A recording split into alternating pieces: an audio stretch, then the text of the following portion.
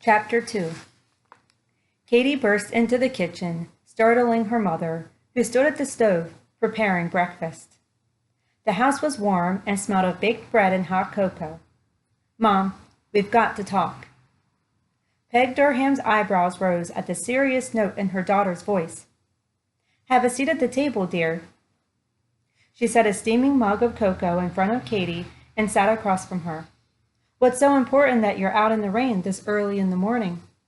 Is it Gray Dancer? Did she have her foal?" Katie took a sip from the mug, rolling it between her hands to warm her chilled fingers. "Are we going to lose the farm?" So much for subtleties, she thought as she watched her mother sit back in her chair. "Who did you hear that from?"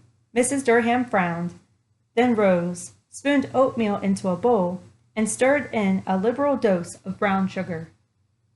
She set it in front of Katie. "Cindy Ellis told me." Katie lifted her eyes to meet her mother's and peered into an older reflection of herself. There was no doubt that they were mother and daughter. They both shared the same brown hair and blue eyes, with just a sprinkling of freckles across the nose. Cindy Ellis?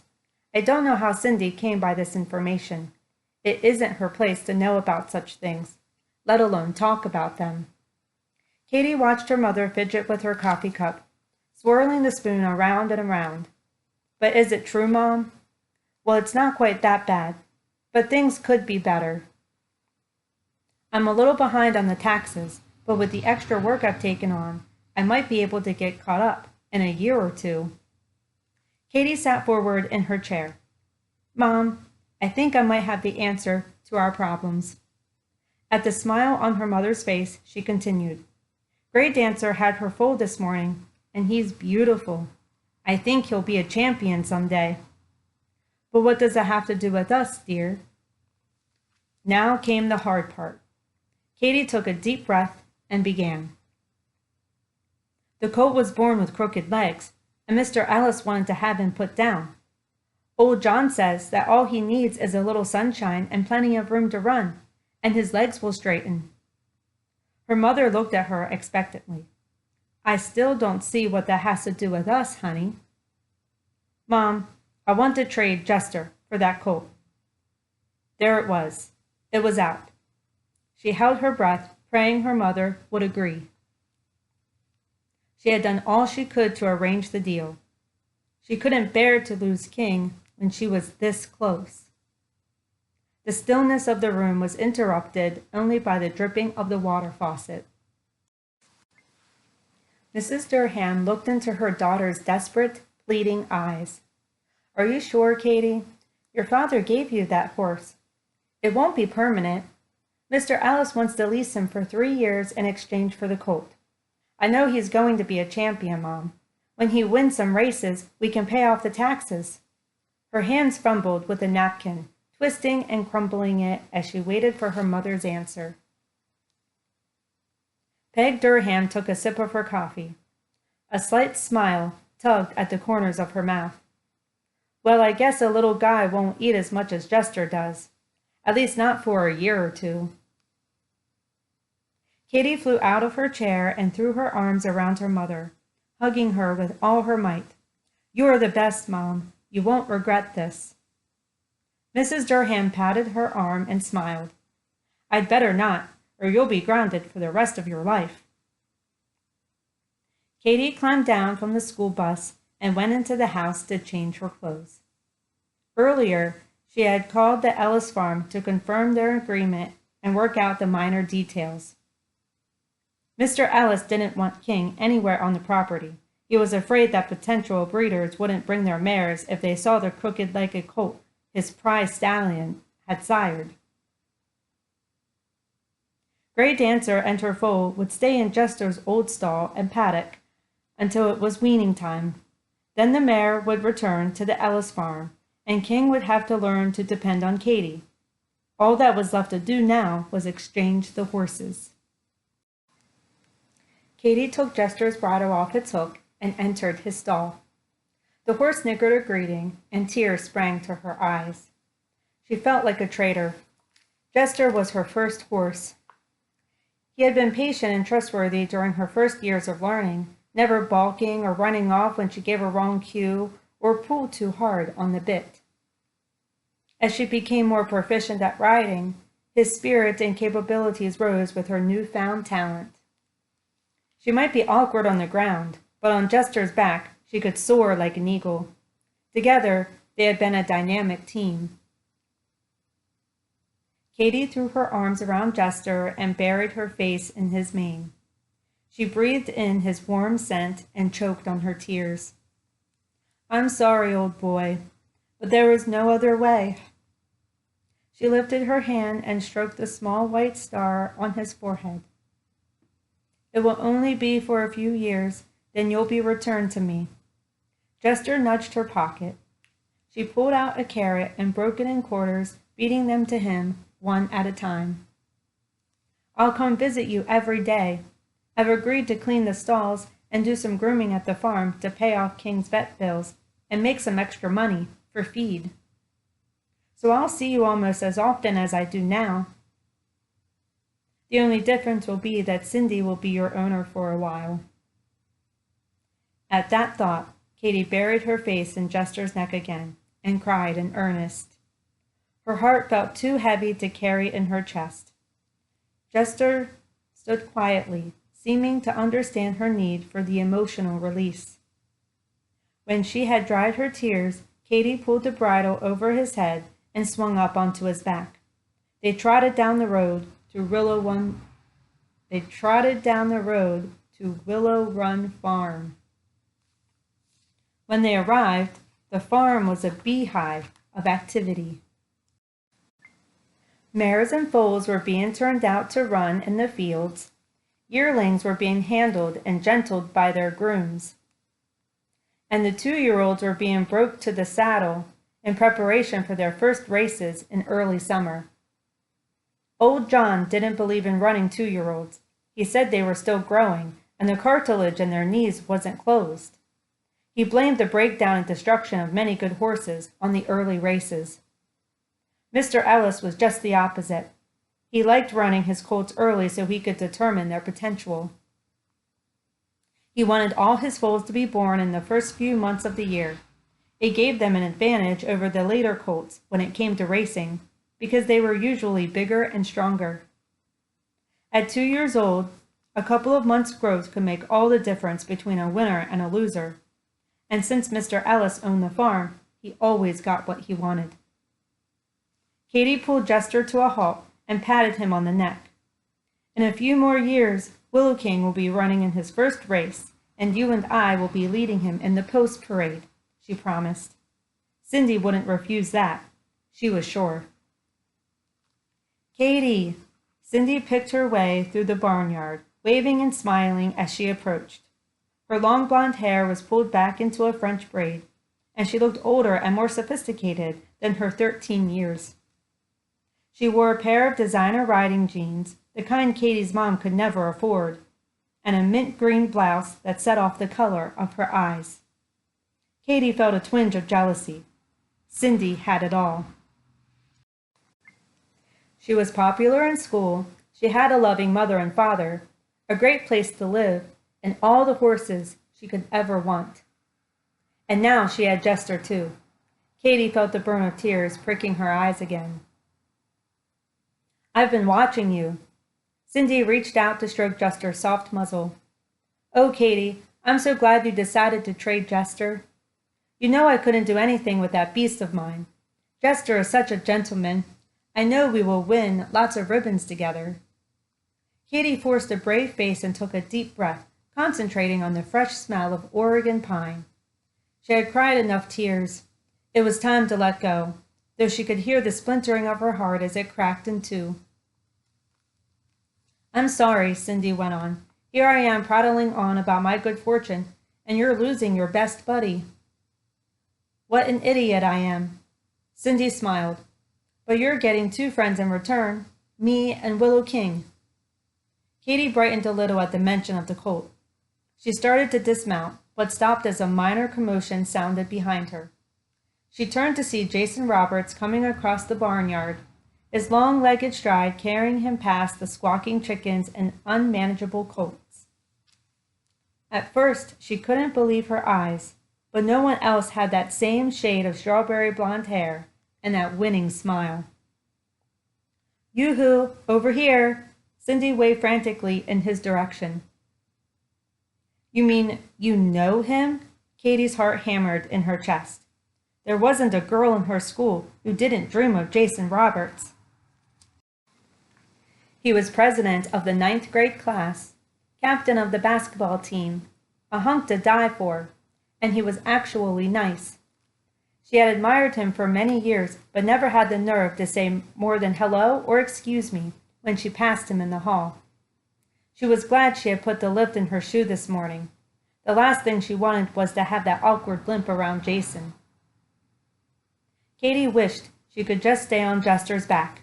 She was as graceful as anyone up there. At least she hadn't worn her special shoe this morning. It was more obvious than the lift. The lift just slipped inside her ordinary shoe, but her special footgear had a built-up sole. Normally, a person used either a lift or an orthopedic shoe, but her leg fell on the borderline of being too short for the lift to work. So she also had the shoe, which she really hated. She wondered if Jason had ever heard any of the kids at school tease her. Jason's family owned a large spread, part of which bordered the back of the Durhams' property. Occasionally, she would see him riding in the fields, but she always turned and went the other way, afraid that he might think her stupid if she tried to speak and became tongue-tied. Besides, he was a year older than she, and 9th graders never paid much attention to kids in the lower classes. Next year, he would be in high school, and she would still be stuck in junior high. It was a hopeless fantasy. Cindy's voice brought her back from her dream world. "Of course I know him. He's my boyfriend. Come on, I'll introduce you." Katie's mouth dropped open, but she quickly snapped it shut when Jason stopped beside them, smiling up at her as he patted Jester's neck. "Hello, Katie." "So you two do know each other?" Cindy looked inquiringly at Jason. Katie was shocked that Jason knew her by name. She couldn't seem to find her voice, so she just sat on her horse and tried for a nice smile, hoping that she didn't look like the Cheshire cat.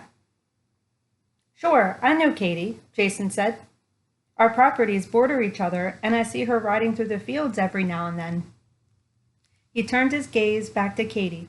"I've waved to you a couple of times, but I guess you never see me." Katie opened her mouth to speak, praying that her voice wouldn't come out as a little squeak.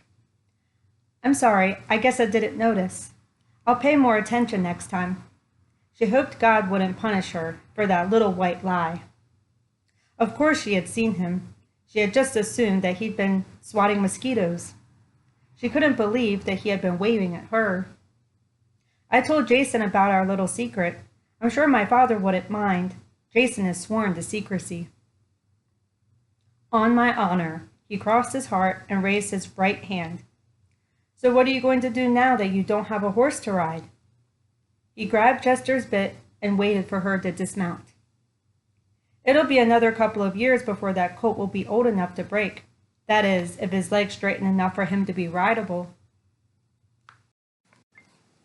Katie slid her hand over Jester's neck and patted him lovingly. "Oh, his legs will be straight enough. You'll see him win the futurity race at Portland Downs. And even if they don't straighten, bad legs won't make him useless." She punctuated her point by making a graceful dismount. Jason looked at her and smiled. "You're right about that." Katie had the feeling that he was talking about her as well as the horse. Her heart brightened, and she liked him all the more for it. Funny, but she wasn't so nervous talking horses to him. In the meantime, I guess I'll just have to get used to not having Jester around. Cindy pouted, trying to draw the attention back to herself. "Katie Durham, don't you go trying to make me feel guilty about this. We traded, fair and square. Besides, I'm sure my dad will let you ride the old Appaloosa pony horse. And if you get tired of riding that old rocking horse, I'll let you ride one of my paints," Jason offered. Cindy put her hands on her hips and squared her shoulders. You won't even let me ride one of your precious paints. How come you'll let Katie? Jason reached out and tweaked Cindy's braid. These are cutting horses, girl. They can jump out from under you quicker than greased lightning. I can ride as well as Katie can. Cindy crossed her arms and frowned. I know you can. He winked at Katie, flashing her a crooked grin. It's just that I didn't figure you would want to be riding another horse for a while, now that you've got a new one. That brought the smile back to Cindy's face. You're right. Who needs one of your old paints when I've got the horse that's going to win at all the local shows? With the way this horse moves, no one can touch us in the English pleasure classes. Cindy didn't notice the stricken look on Katie's face, but she saw the frown that Jason gave her and laughed at him, thinking he was upset because she had insulted his horses. Don't be an old stick in the mud. Call one of the grooms and tell him I want my saddle and bridle. I'm going to ride this horse now. Katie stood back and watched as the tack was placed on Jester. He had never carried another person's saddle before, and the bit Cindy used was much harsher than the ring snaffle bit he was used to. Cindy stepped up to the horse and pulled the girth as tight as it would go with one savage yank. Jester swished his tail and rolled his eyes, but like a gentleman, he accepted the unwarranted roughness with patience. Despite all of her years in the saddle, Cindy had never acquired the graceful balance and good horsemanship that came with years of practice. Instead of a quick, agile mount, she put all her weight in the stirrup and pulled downward on the saddle as she attempted to climb on top of the horse. Jester shifted nervously as the saddle pinched his skin. Hold still. Cindy jerked on the bit and the horse's head popped up at the unaccustomed pressure on his soft mouth. What's wrong with this horse? I've never seen him act this way before. Jason stepped forward and pulled an extra 4 inches of rein out of Cindy's fingers. You've got to give this horse a little more rein. He's not used to a heavy hand. Katie smiled her thanks at him and advised Cindy, Jester is a push-button horse. He will respond to the slightest pressure of your hands or legs. If you pull too tight, he'll toss his head. Cindy looked condescendingly down at them. She had a proud way about her that sometimes made Katie feel about 6 inches tall.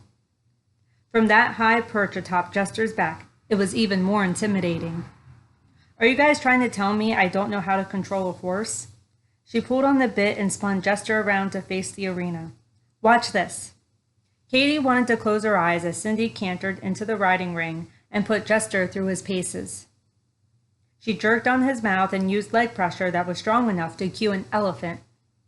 The horse moved around the arena, throwing his head up and running zigzag patterns, trying to do as his rider asked. Finally, Cindy trotted him back to where they stood. See, I can ride this beauty. We've got to get a little more used to each other. Jason stepped up and took the reins from Cindy. That's enough for today. He looked over at Katie and gave her a reassuring smile. I think the two of you should go riding together a few times so Katie can give you some pointers on how Jester likes things done. Cindy puckered up her face and started to protest, but Jason stopped her. Don't be stubborn, Cin. All horses are different. You want to win some ribbons, don't you? You've got to learn this horse's temperament and how to handle him, if you want to do that. I guess you're right. This is going to be my best year in the show ring. I know Jester can carry me to High Point champion. I was just a little upset because I thought you were telling me I didn't know how to ride. Katie finally found her tongue and stepped forward to speak. I'd be glad to give you a few lessons. Cindy gave her that look again, and Katie knew she'd said the wrong thing. Not that you need lessons, she stuttered, trying to recover from her blunder. You ride perfectly fine. She hoped God wasn't keeping track of her white lies. It's just that Jester and I have been together for so long, he's used to my cues. It will help if I can show you what I do with him. Cindy seemed satisfied with that explanation and turned to call for a groom to take the horse away. Katie quickly reached out and loosened Jester's girth. She always let it out a couple of notches when she'd finished her ride. John will deliver King and his mother to your farm tomorrow. Remember, there's no trading back early, even if that colt's legs don't straighten up. Cindy grabbed Jason's hand, dragging him toward the house. From the corner of the barn, he looked back over his shoulder and waved. Katie's heart cantered in her chest. Jason Roberts had actually talked to her. Wait until she told her best friend Jan.